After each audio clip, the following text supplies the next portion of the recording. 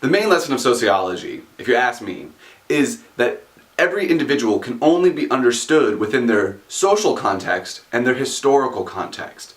This is the kind of the basis of the sociological imagination, which most of us have as a goal in all of our Introduction to Sociology courses. But it's really hard to give our students a sense of their historical moment. The problem is that no one's ever lived in another historical moment. To them, this is just how things have always been and how things are. And so trying to instill the sense of place in the timeline of the world history is really tough. But luckily I've read a book recently by Paul Taylor called The Next America that handles this beautifully. Paul Taylor is the Executive Vice President of the Pew Research Center, and his book can be thought of as an integration of both Pew data and also the latest sociological research. Now, the thing that the book does the best is that it avoids the stats attack, where everything is numbers, numbers, numbers, numbers, numbers. And I have to say, if you're interested in teaching your students how to write data in a narrative paragraph structure, you really can't go wrong with Taylor's work. It's amazing.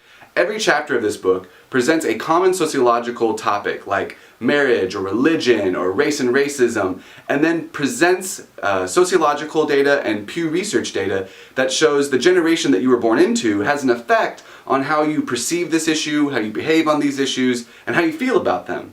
It really gives students a sense of your historical context, that being born in one historical moment actually leads you to have a different worldview than being born in another. Now I should state that before we take this too far, Taylor makes a clear point in the first pages of the book to say that we have to acknowledge that there is more difference within any generation than there is across. Taylor was also recently interviewed by Jon Stewart, and this provides us with a kind of fun and interesting way to introduce the book and the author to your students. I also should say that while the strength of the book is the social data it has about the present and the past, the weakness of the book is when it starts to prognosticate about the future.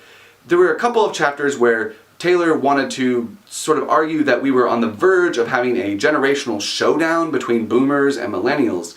And while there is evidence to suggest this, it seems a little unclear, and I felt he sort of strayed away from his evidence. If you're looking for a book that can quickly bring your students up to speed on the last 30 years of sociological research, while also giving them a sense of historical place and historical context, you really can't do any better than Taylor's The Next America.